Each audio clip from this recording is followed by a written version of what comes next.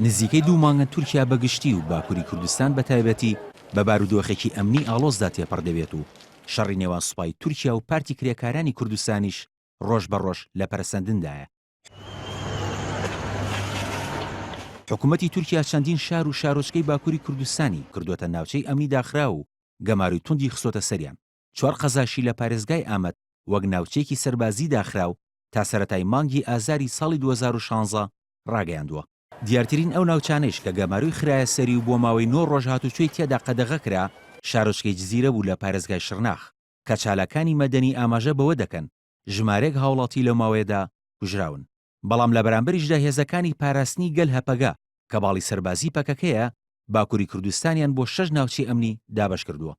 بەختیار دۆغان وتەبێژی هێزەکانی پاراستنی گەل هەپەگا بە NRT ڕاگەیاند ناوچە ئەمنیەکان بریتین لە سەرحەد و بۆتان و تۆهەڵدان و زاگرۆس و دەرسیم و گۆڕەپانی ناوەڕاست کە خۆی لە شارەکانی ئامەد و ئەرزڕوم و تابینگۆل دەبینێتەوە.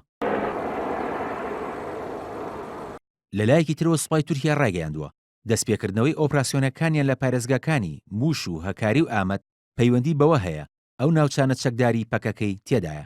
بەڵام وتەبێژی هەپەگە ڕاگەیاند ئەوانەی لەو شوێنانە ڕوبەڕووی سوپا دەبنەوە کۆمەڵێک گەنجن و تەنها چەکی سووکی وەک کڵاشنکۆفیان پێیە.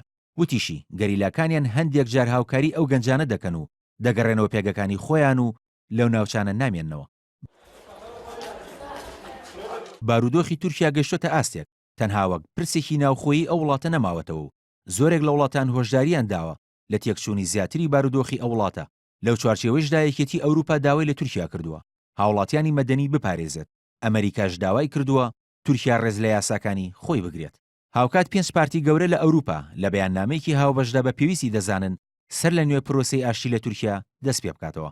لەگەڵ ئاڵۆزبوونی زیاتری بارودۆخەکە ڕەوشی ئازادی ڕۆژنامەگەریش لە تورکیا لە ژێر هەڕەشەدایە و سێشەمەی ڕابردوو داواکاری گشتی لە تورکیا بە تۆمەتی بڵاوکردنەوەی وێنەی بێسانسۆری تەرمی سەربازەکانی تورکیا و چاوپێکەوتن لەگەڵ یەکێک لە گەریلاکانی پەکەکەدا دەستی کرد بە لێکۆڵینەوە لەگەڵ گروپی میدیایی دۆغان. ئەوە جگە لەوەی تا ئێستا دەیان ڕۆژنامەنووسی ناوخۆیی و جیهانی دەستگیر کراون. چواردەی ئەم مانگەش دەستگای ڕادیۆ و تەلەڤیزیۆنی باڵای تورکیا بڕیاری داخستنی کەناڵی گیون تیڤی دەرکرد کە تاکە کەناڵی تەلەڤیزیۆنی سەرتاسەری کوردیە لە ناوخۆی تورکیا. هەروە پەخشی 15 میدیای جۆراجۆری تری لە تورکیا کە پشتیوانی کوردیان دەکرد ڕاگرت. ئەو ڕووداوانە لە کاتێکدایە تورکیا بەرەو هەڵبژاردننی پێشوەختە هەنگاو دەنێت کە بڕیارەیەکی تشرینی دووەمی داهاتوو ئەنجام درێت. ئەحمەد داود ئۆغڵۆ سەرۆکوەزیرانی کاربەڕێکەری تورکیاش بەڵێنی داوە لە هەڵبژاردنەکەدا پارتەکەی زۆرینەی ڕاهەیە دەنگەکان بەدەست بهێنێت.